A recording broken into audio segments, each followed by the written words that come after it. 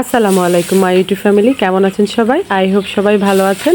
আলহামদুলিল্লাহ, আমরাও সবাই ভালো আছি। মাই ভিলেজ লাইফ আয়েশা চ্যানেলে সবাইকে স্বাগত। দূরে ও কাছে যে যেখান থেকে দেখছেন প্রত্যেককে জানাচ্ছি আন্তরিক শুভেচ্ছা, অভিনন্দন। যারা আমার চ্যানেলটা সাবস্ক্রাইব করেছেন তাদের অসংখ্য ধন্যবাদ। যারা করেননি আমার ভিডিওটা দেখতে থাকুন, আর দেখে যদি ভালো বোধ মনে হয় তাহলে প্রিয় সাবস্ক্রাইব করে আমার বন্ধু হতে পারেন। আর হ্যাঁ, একটি লাইক দিয়ে যান, তাহলে আমার ভিডিওর ইমপ্রেশনটা বৃদ্ধি পাবে। আজকে আমার সয়ামের শেষ রোজা। আজকে বলতে আজকে সেহরি করব, দেন কালকে আমার সয়ামের শেষ রোজা হবে আলহামদুলিল্লাহ, আল্লাহ যদি চায়। সেজন্য তড়িঘড়ি করে রান্নাটা সেরে নিচ্ছি। আর এখন বাজে রাত্রে 10টা। ছেলেমেয়েরা খেয়ে শুয়ে পড়েছে, যদিও একজন বাকি আছে, তো সে খেয়ে নেবে একটু পরে আমার রান্না হওয়ার পর।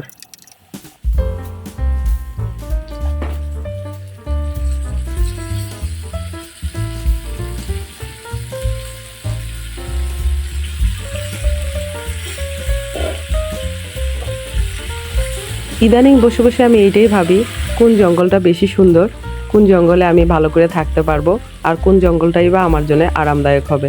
ওই যে কথায় আছে না, আপন থেকে পর ভালো, পরের থেকে জঙ্গল ভালো। সেই জন্য এই ভাবনাটা আসলে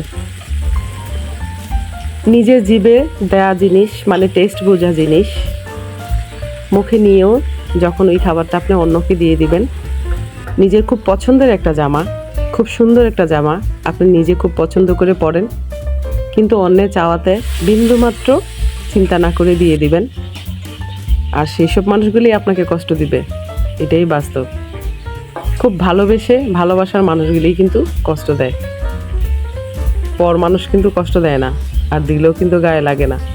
আর আপন মানুষ কষ্ট দিলে গায়ে লাগে, বাট এখন আর সেসব ধরি না। আলহামদুলিল্লাহ, আপনাদের সাথে কথা বলতে বলতে আমার রান্না প্রায় শেষের দিকে। আমি এখানে জালি দিয়ে ট্যাংরা মাছ রান্না করছি, আর কাসকি মাছ রান্না করছি। একটু পরে রান্না করব রুই মাছের পিসগুলো।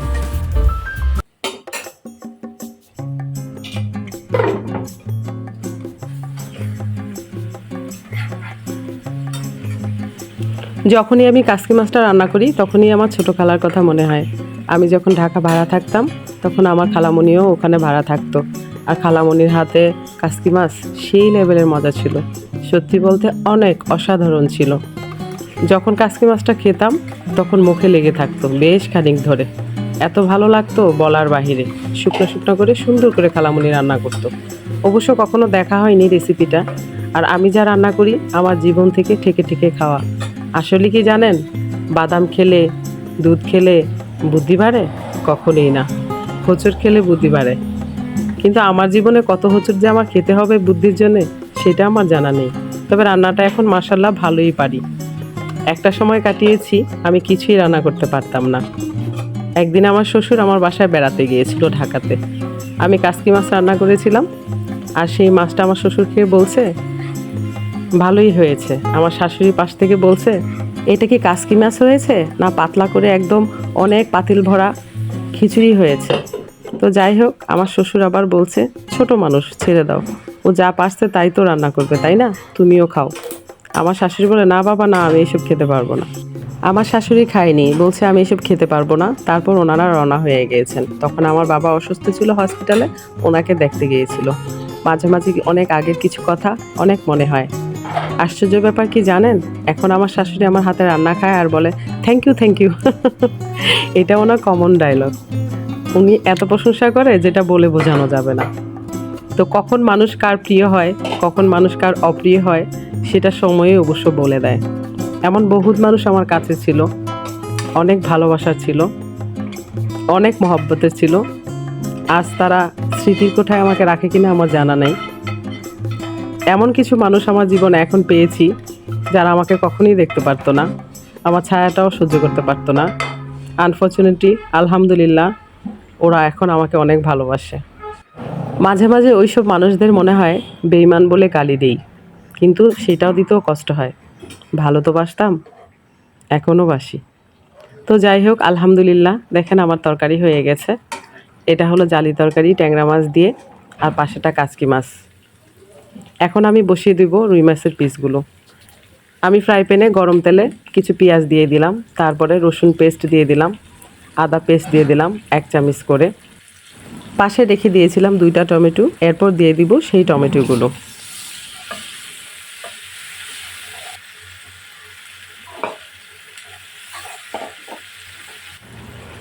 এরপর দিয়ে দেব আমি 1.5 চামচের মতো মরিচের গুঁড়া, 1/2 চামচের মতো হলুদের গুঁড়া।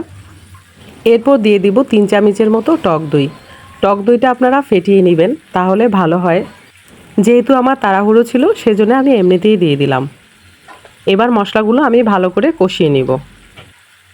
এরপর পরিমাণ মতো লবণ দিয়ে দিব, তারপর একটু কষিয়ে অল্প একটু পানি দিয়ে দিব।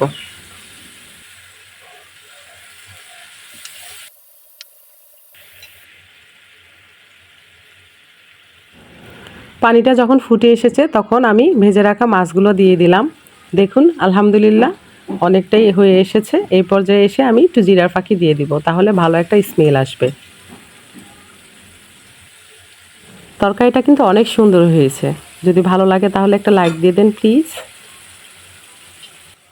সেহরির জন্য রান্না টান্না করে ঘরটর গুছিয়ে বেশ অনেকটা সময় পর আমি শুতে গেলাম। আনফর্চুনেটলি ভোর রাত্রে খেতে পারিনি, কারণ কি উঠতে পারিনি। হাজব্যান্ড ওয়াইফ আমরা দুজনেই না খেয়ে রোজাটা রয়েছি। হার দানে পে লিখা হোতা হে খানে ওয়ালা কা নাম। আমাদের রিজিক ছিল না, তাই খেতে পারিনি। যেভাবে আছি আলহামদুলিল্লাহ। টেবিলের কি অবস্থা, সুবহান আল্লাহ। রোজার মুখে ছুটলাম এক আপুর বাসায়, একটু জরুরি কাজ ছিল, তাই যেতে হলো।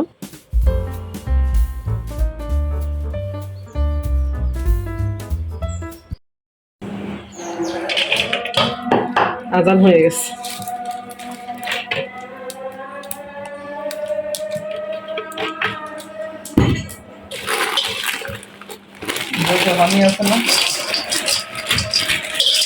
সময় নাই, না একটু টমেটো দিতাম।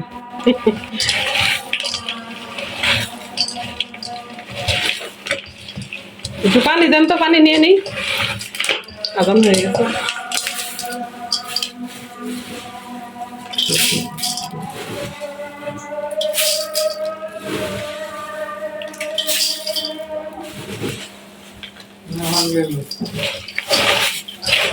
হয়ে গেছে।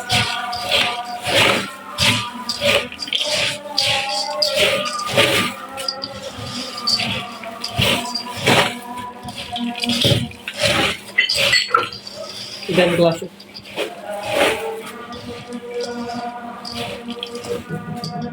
তোমার আব্বুর ওখানে দিছো? বাস রেখে দাও পানি। তো বন্ধুরা, আমার ভিডিওগুলো যদি আপনাদের ভালো লেগে থাকে তাহলে অবশ্যই লাইক কমেন্ট শেয়ার করবেন, পাশে থাকা বেল আইকনটি ক্লিক করে দিবেন, যেন নেক্সট ভিডিও পোস্ট করার সাথে সাথে নোটিফিকেশনটি পেয়ে যান। বন্ধুরা জানেন তো, টাকার অনেক ওজন, সবাই কন্ট্রোল করতে পারে না।